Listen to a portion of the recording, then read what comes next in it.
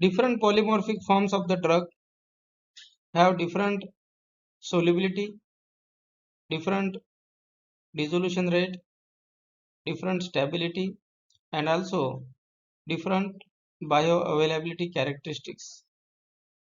So this video is regarding the polymorphism and dissolution testing. As different polymorphs show difference in the solubility and dissolution, so we can check the polymorphism with dissolution testing. We know that amorphous form of the drugs have higher solubility compared to the crystalline forms. Higher solubility is required, or higher solubility enhance the bioavailability of the drugs which are solubility limited absorption. Amorphous drugs are metastable and are prone to crystallization. So if the amorphous form get converted to crystalline form, and if crystalline form is having less solubility and less rate of dissolution, then dissolution testing can serve as a test to check whether the drug is getting crystalline or the amorphous form is getting converted to less soluble form. Now see the need for stabilization. Crystallization negates solubility advantages. Polymers are used to form solid solutions with drug, and these are prepared as polymorphs with higher solubility. Sometimes polymers are used to enhance the solubility through manufacturing the amorphous solid dispersions. Different manufacturing techniques are hot melt extrusion, spray drying, co-precipitation, mechanical activation, and some others. There are challenges in maintaining the amorphous form. If we know that the crystalline form is insoluble or is having less solubility, and if we convert it into the amorphous form, then it will be more soluble and it will give you higher dissolution rate. Partial or full recrystallization lead to loss of benefits. Factors affecting stability are composition of the formulation, process conditions, storage temperature, humidity, and some others. Some analytical techniques are widely used to detect the crystalline form, amorphous form, or polymorphism. These are XRPD, Raman spectroscopy, near IR spectroscopy, solid state NMR. Mainly the XRD is used to detect the solid state. Also DSC and melting points are also used. So how dissolution can indicate you regarding the API form, or how dissolution can act as an indirect indicator for polymorphism. Different solubility profiles between crystalline and amorphous form. Then crystalline form dissolves slower than amorphous counterparts. QC dissolution testing as an alternative to solid state characterization. For example, if you are making a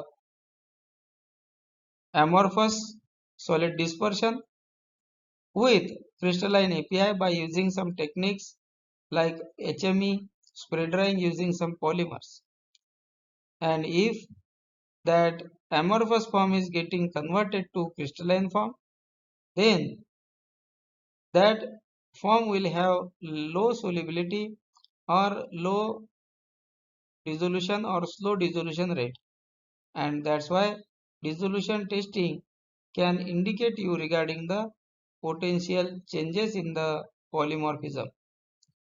Challenges in detecting using the dissolution test. There are certain challenges for detection of the polymorph changes using the dissolution testing. Initial dominance of amorphous component dissolution. High variability during early dissolution stages. Difficulty in detecting the low levels of crystallization.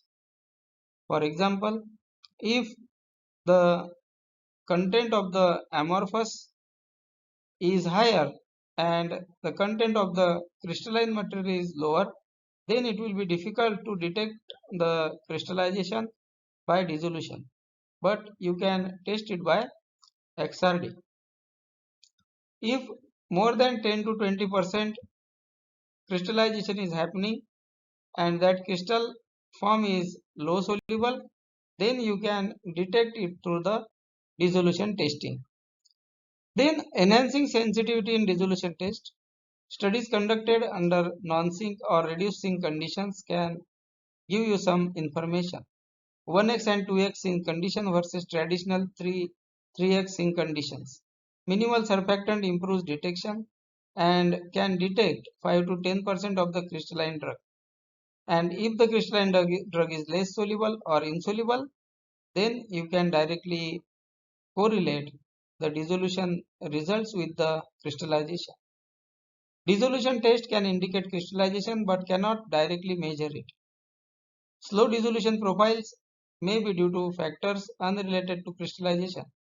There may be some other factors like change in the physical properties of the formulation. Then combining dissolution testing with solid test characterization ensures comprehensive analysis. So if you detect the crystallization through dissolution testing and also if you detect it through XRD or some other techniques, then you can correlate the things. A dissolution test offers a useful but indirect method for detecting the drug crystallization. Advanced analytical techniques remain essential for conclusive crystallization detection. A combined approach ensures drug stability, efficacy, and regulatory compliance. Also, I want to include here that if you develop a solid dispersion type of formulation using the crystalline drug and some polymorphic form, or you are using the crystalline form and converting it into the amorphous form using some polymers, you are using the techniques like spread drying or HME or other, and if you want to test that how the amorphous form is having higher solubility and dissolution rate compared to the crystalline form, then you can use some amount of the crystalline drug which is less soluble and remaining amorphous form of the drug, or you can use the intermediate prepared by spread drying or HME. Then you prepare the formulation and go for dissolution testing. Then you will know that dissolution rate is lower. Why? Because it contains more amount of the crystalline form which is insoluble. And by this you can prove the discriminatory nature of the dissolution also.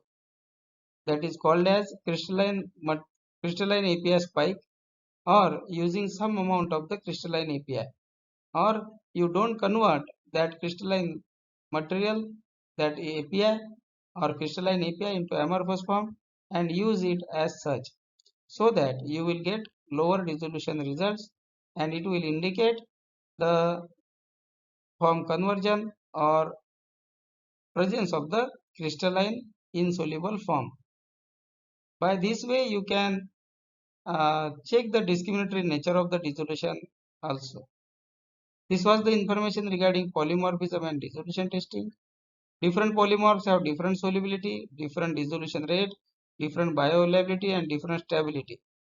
That's why polymorphism affects dissolution testing and dissolution results. Now, one thing I want to add again here. If you are making a liquid formulation by solubilizing the crystalline API, that time also, if there is a crystal growth in the liquid, that crystal growth can be checked under microscope by using some techniques like XRD, and also you can go for dissolution testing and detect the presence of crystallization, presence of crystals or crystallization occurrence on stability. You can see it by reduction in the dissolution. I hope this video will help you to understand effect of polymorphism on dissolution testing and using dissolution test to detect crystallization and polymorph conversion. Thank you.